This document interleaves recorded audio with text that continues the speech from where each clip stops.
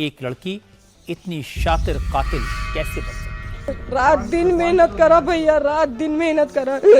Went on honeymoon for 17 days after the body of the husband was recovered in Meghalaya. Where is the girl, the wife? कोई सोच भी नहीं सकता था कि जिस मुस्कान के लिए उसके पति सौरभ ने दिन रात एक कर दिए थे, वो मुस्कान उसकी कातिल बन जाएगी। 5 मार्च 2025 को प्रगति की शादी दिलीप से मैनपुरी जिले में हुई थी। यही दुल्हन शादी के महज 15 दिन के बाद अपने पति की खून की साजिश रच देगी, ये किसी ने सोचा भी नहीं था। प्रगति का दिल किसी और के लिए नहीं बल्कि अपने ही गांव के अनुराग यादव के लिए धड़क रहा था। प्रगति के दिमाग में था कि वो दिलीप के पैसों से अनुराग के साथ बढ़िया जिंदगी जिएगी।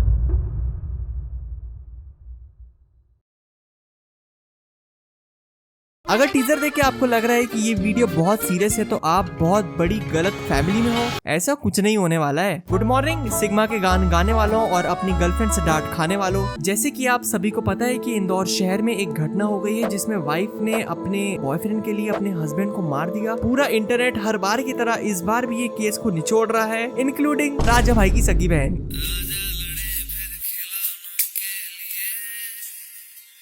बट मैं ये पर्टिकुलर केस के बारे में बात नहीं करने वाला, क्योंकि ऐसे अगर मैं हर मर्डर केस पर वीडियो बनाने लग जाऊं तो फिर तो मैं कंसिस्टेंट हो जाऊंगा, क्योंकि ऐसे हर हफ्ते 7 केसेस तो आ ही जाते हैं। और इन केस अगर आप राजा की रानी की कहानी सुनने आए थे तो आप वीडियो क्लोज कर सकते हैं, और अगर आपको बेकार बातें सुनने की आदत है तो आप ये वीडियो एंड तक जरूर देखिए भाई लोग। मेरा दीवाना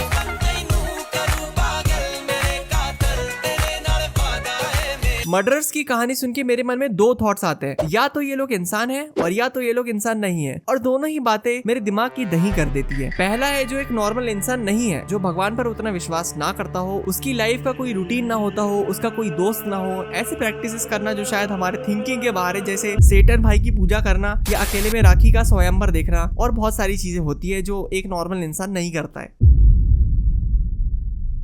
और दूसरा वो इंसान है मुझको जिससे सबसे ज्यादा डर लगता है, जो अपने बीच में रहता है, नॉर्मल लाइफ जीता है, मल्लू पॉन देखता है, पर सोच एकदम किलर वाली है। मानो ना मानो भाई, गांड तो फटती है भाई सोचने में। हो सकता है तुम जिसके साथ रहते हो, तुम्हारा कोई पड़ोसी या तुम्हारा बॉयफ्रेंड गर्लफ्रेंड ने किसी का मर्डर कर दिया हो और तुमको पता ही ना हो कि ये मर्डरर है। हो सकता है भाई, हो सकता है। एक टाइप का बंदा तो पहले से ही पागल है, तो उसके बारे में बात करके कोई फायदा भी नहीं है, पर जो दूसरा बंदा है वो हम ही है। अब हमने खुद सोसाइटी को 2 पार्ट में बांट दिया है, एक अच्छे लोग और एक बुरे लोग। लेकिन प्रॉब्लम ये है ना कि हम अपने पॉइंट ऑफ व्यू से डिफाइन नहीं कर सकते कि कौन अच्छा है और कौन बुरा, क्योंकि ऐसे बहुत सारे लोग हैं जो तुम्हारे ऊपर बहुत ज्यादा भरोसा करते हैं, तुमको एक अच्छा इंसान मानते हैं, भले ही तुम बहुत खराब आदमी हो। But on the other hand ऐसे भी लोग हैं जो समझते हैं कि तुम तो एकदम चूती हो, तुम पर बहुत ज्यादा एटीट्यूड है और तुमसे बात करना मतलब भैंस के सामने बीन बजाना। तो अच्छे बुरे की डेफिनेशन सबके लिए अलग होती है। आमिर भाई ने अपनी नई मूवी में भी ये बोल दिया है कि सबका अपना अपना अलग नॉर्मल होता है, तो इनकी ये झाटू मूवी थिएटर में देखना ना भूलें।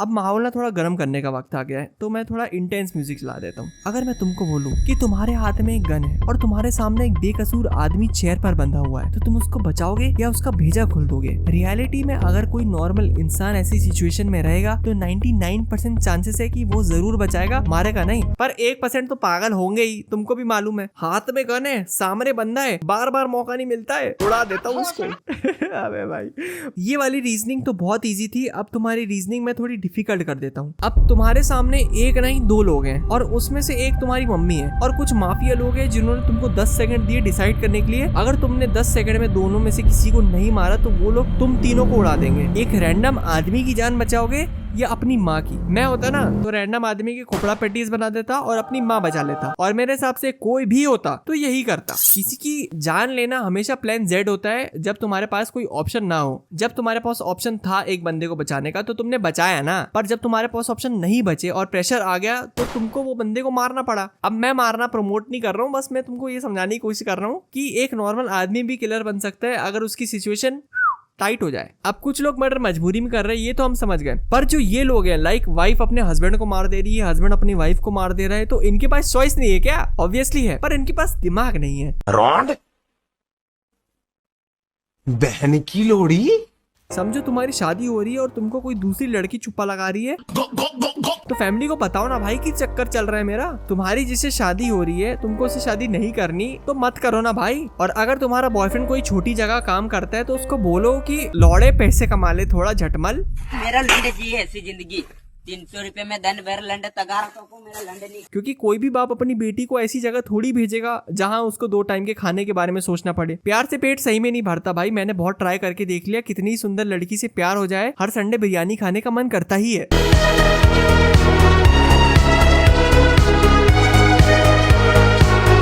मैं बस यही समझाना चाह रहा हूँ कि अगर तुमको कोई और बंदा या बंदी पसंद है और तुमसे जबरदस्ती शादी करवाई जा रही है तो या तो भाग जाओ और या तो घर वालों को मनाओ। और अगर ये दोनों भी समझ नहीं आ रहे तो प्लान सी ऐसा कर लो कि होने वाले हस्बैंड या वाइफ को बता दो कि तुम मेरे बच्चों के बाप नहीं बन सकते क्योंकि मुझे इंदौर का मुकेश पसंद है।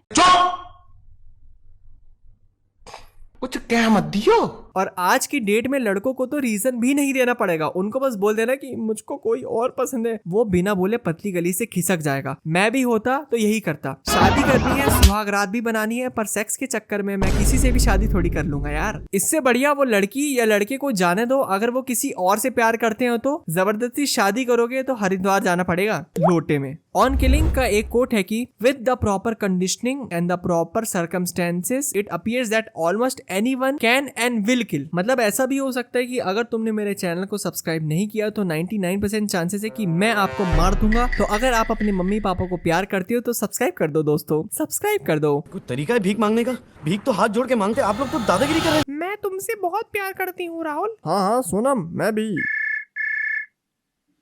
बेटा हमने तुम्हारे लिए एक लड़का देखा है, वो तुम्हारे छपरी राहुल से बहुत अच्छा है। उसके पास पैसे भी है, घंटों तक गूनिंग भी करता है और उसको सनी लियोनी नहीं सिडनी स्वीनी पसंद है। अरे पापा पर ही तो निकल आए हैं, इसलिए तो हम तुम्हारी शादी कर रहे हैं। हमको लड़का पसंद है, कार्ड व्हाट्सएप कर दे रहा हूँ। 15 अगस्त को शादी है तो धोनी के बर्थडे से पहले घर आ जाना। रखते हैं। आपका फेवरेट कलर कौन सा है? ब्लू। हाँ पापा ने बताया तो था कि आपको सिडनी स्वीनी पसंद है। अच्छा अच्छा सुनो, मुझे ना कोई और लड़का पसंद है, उसका नाम राहुल है। अरे वाह, मैं भी यही बोलने वाला था, मुझे भी कोई और पसंद है। अच्छा क्या नाम है उसका? गौरव। गौरव गौरव। अरेंज मैरिज इज स्कैरी अगर आप अपनी मर्जी से शादी ना करो तो, क्योंकि अपनी मर्जी से शादी करते हैं तो एक्सेप्ट करना ही पड़ता है, पर मर्जी से ना हो तो फिर वही। 32-year-old Tejeshwar was killed barely a month after his wedding. His wife Aishwarya is now accused of plotting his murder with none other than her own mother and her lover. भाई यहाँ पे क्या हो रहा है? भाई यहाँ पे क्या हो रहा है? भाई ये कहाँ फंस गया भाई मैं।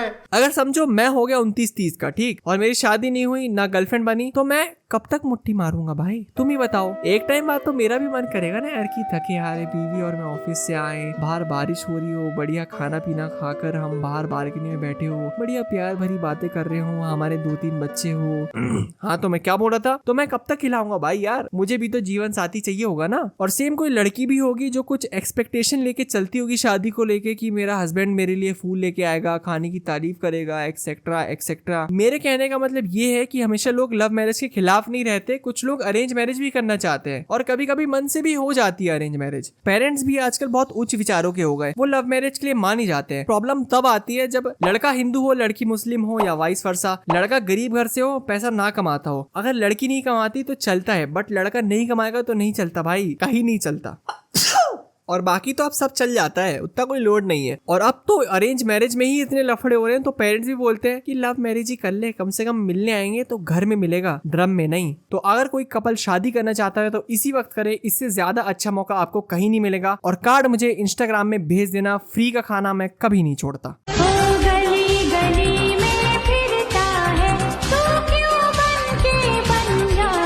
लव मैरिज और अरेंज मैरिज दोनों ही बढ़िया है, बस आदमी और औरत दोनों खुश रहने चाहिए। अब लव मैरिज में शादी के बाद प्रॉब्लम्स इसलिए आती है क्योंकि एक्सपेक्टेशंस बहुत हाई होती है, क्योंकि जब शादी से पहले एक वो बाबू सोना वाला पीरियड रहता है, उसमें लाइफ को बहुत ज्यादा ओवरथिंक कर लेते हैं। अपने घर का नाम, बच्ची के नाम, गाड़ी कौन सी होगी, कहाँ कहाँ घूमने जाएंगे, कौन कौन सी पोजीशन में करेंगे और बहुत सारी बातें। और जब रियलिटी में शादी हो जाती है तो इतना हैपनिंग नहीं लगता। अब तुम बहुत दिनों से एक चीज लेना चाह रहे थे, तुम्हारा बहुत मन था, फिर वो चीज मिल जाती है तो उसकी वैल्यू भी तो खत्म हो जाती है। 1-2 हफ्ते तक बहुत अच्छा लगता है कि अरे भाई ये मिल गया, ये मैं कितने दिनों से यही चाह रहा था। फिर कुछ टाइम बाद वो एकदम नॉर्मल हो जाता है, आर्ग्यूमेंट्स होने लगते हैं, किचकिच होने लगती है और फिर नॉर्मल पति पत्नी वाला मैटर चालू हो जाता है। फिर पति और पत्नी दोनों यही सोचते हैं कि अरे बहन की चूत में कहाँ शादी करके फंस गया यार, इससे बढ़िया तो मैं सिंगल ही था, और फिर वो लोगों का डिवोर्स हो जाता है। लव मैरिज में बस एक चीज अच्छी रहती है कि पहले से ये कंफर्ट रहता है, चाहे वो फिजिकली हो या मेंटली, और लाइफ एकदम रपचिक लगती है जब आपकी चिक से आपकी शादी हो जाए। अरेंज मैरिज में बस यही एक चीज रहती है कि पहले से कंफर्ट नहीं रहता है, बट अगर एक टाइम के बाद कंफर्ट आ जाता है तो वो भी लव मैरिज जैसी ही लगती है। और लव मैरिज वाले अगर एक दूसरे को नहीं समझते हैं तो उनकी लाइफ भी अरेंज मैरिज वालों से कम नहीं होती। लव मैरिज करो या अरेंज मैरिज, अगर तुम्हारी वाइब और बॉन्ड नहीं जमने वाला है तो वो नहीं चलने वाला है। ये मेरा बायोडेटा है, कोई अच्छी सी लड़की मुझे ड्रम में डालना चाहती हो तो मुझे ये एड्रेस में कबूतर भेज दें, धन्यवाद। 1 मिनट के लिए लड़कियों को तुम गाड़ी जैसे समझो। अब तुम कार लेने कोई शोरूम जाते हो तो उसको खरीदने से पहले एक टेस्ट ड्राइव तो करते हो ना,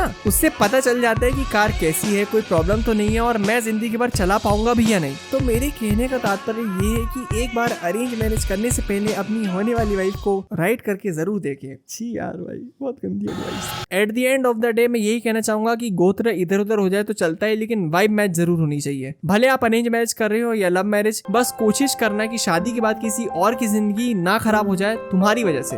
ये वीडियो लिखते लिखते रेडिट पर मुझे ये स्टोरी मिली जहाँ एक इंडियन लड़का बताता है कि उसने उसकी वाइफ को धोखा क्यों दिया और कनाडा में होटल रूम में जाके एक लड़की को क्यों झुका दिया। ये जो सबरेडिट है उसका नाम है चीटिंग स्टोरीज, और तुम मानोगे नहीं इसमें 275 के से ज्यादा मेंबर्स हैं, और इसमें वो लोग पोस्ट करते हैं जिनके साथ बुरा हुआ है या जिनको चीट किया गया है, और बहुत बोरिंग स्टोरीज रहती है वो लोगों की। मैं शादी हो गया, मेरे साथ वो हो गया, मेरे को ये कर दिया, मेरे को वो कर दिया। एक्चुअली में मैं चीटर्स की स्टोरी जानना चाहता था कि भाई किसी ने चीट किया तो किया क्यों। फिर रियल चीटर्स की तलाश में मैं चला गया दूसरे सबरेडिट जहां पर मुझे चीटर्स तो मिल गए और इवन वीडियोस भी हैं उनके वाइल चीटिंग, पर वो सबरेडिट थोड़ा डिस्टर्बिंग है। तो ये सब जो स्टोरीज हैं मैंने सबको थोड़ा बहुत स्टडी किया और कुछ कॉमन रीजंस निकाले कि लोग चीट क्यों करते हैं। सबसे पहला है बोर्ड। ये फास्ट दुनिया में अपने पार्टनर से बोर होना बहुत नॉर्मल बात है, क्योंकि सोशल मीडिया में ऐसा होता है कि मुझसे अच्छे लोग बैठे हैं जो शायद मेरी गर्लफ्रेंड हो या मेरा बॉयफ्रेंड हो, उसको ज्यादा अटेंशन देंगे और उनको वो अटेंशन अच्छा ही लगेगा, और फिर वो वही सेम टाइप का अटेंशन वो मुझसे सीख करेंगे कि यार वो मुझे इतना अटेंशन दे रहा है तो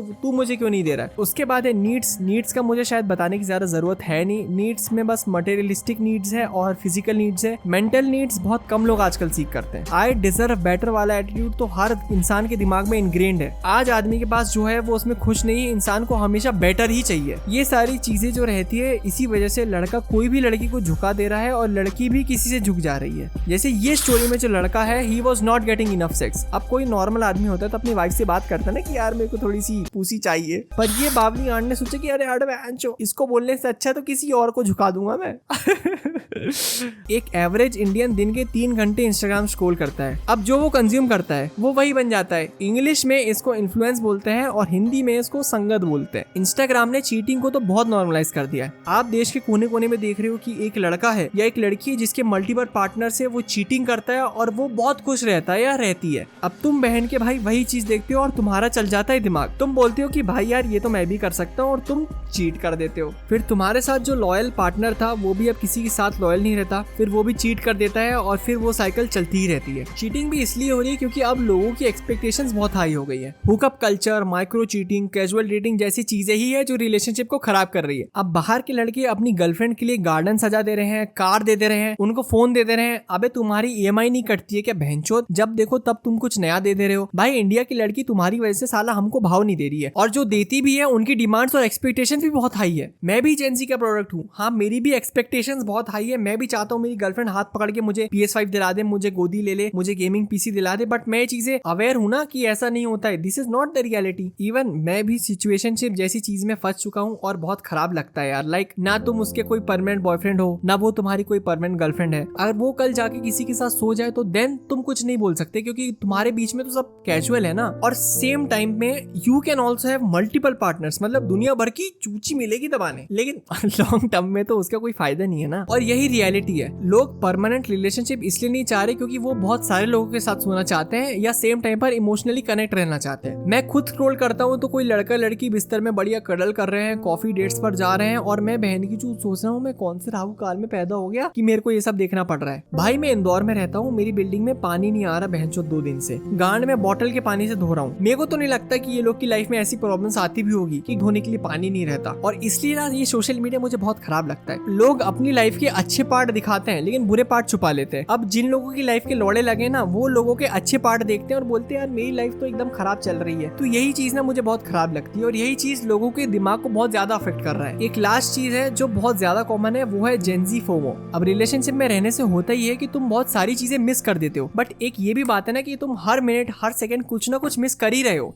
ये जवानी है दीवानी देखी है ना, बस वही समझ लो। अब जो सिंगल है वो सोच रहा है कि रिलेशनशिप में होता तो कितना अच्छा लगता। अब जो रिलेशनशिप में है वो सोचता है कि मैं सिंगल होता तो कितना अच्छा लगता। इसलिए कहते हैं जिंदगी एक जादू का खिलौना है, मिल जाए तो मिट्टी, ना मिले तो सोना है। तो ये वीडियो को एंड करने का समय आ गया है। शादी और रिलेशनशिप बहुत ज्यादा टॉक्सिक है और इसलिए अब सब टेम्पररी रिलेशनशिप को ज्यादा प्रेफर कर रहे हैं। अभी चीटिंग इमर्जिंग नहीं है, अब बस लोग पकड़ा जा रहे हैं। पहले के लोग तो अभी के टाइम से ज्यादा चीट करते थे। आजकल लोग एटलीस्ट डरते हैं कुछ गलत करने से पहले, बट उस जमाने में कोई किसी को भी झुका देता था और कोई कुछ बोलता भी नहीं था क्योंकि कोई एविडेंस ही नहीं था। सबको अब चाहिए एक पार्टनर जो उनको समझे, उनकी गलती करने पर समझाए, उनकी बातें माने, पर किसी को वो इंसान बनना नहीं है। प्रॉब्लम ये है कि लोगों को इससे ज्यादा प्रॉब्लम्स पसंद आती है, इसलिए आजकल लोग टॉक्सिक रिलेशनशिप में ही रहते हैं। और अगर आप भी ऐसे कोई रिलेशनशिप में हो तो जल्दी से जल्दी छोड़ दो, क्योंकि इस देश में मोमबत्ती खत्म हो सकती है लेकिन बुरे लोग नहीं। इसलिए आपकी सावधानी आपके ही हाथों में है, क्योंकि पहले लड़के लड़कियों के लिए अपना हाथ काट लेते थे, बट अब लड़कियां लड़के ही काट दे रही है। तो अब मैं चलता हूँ 16 सोमवार का व्रत रखने। मिलता हूँ आपको अगले वीडियो में। जब तक मेरा पाकिस्तान वाला वीडियो देखना मत भूलना भाइयों। आज के लिए बस इतना ही। Bye, good night,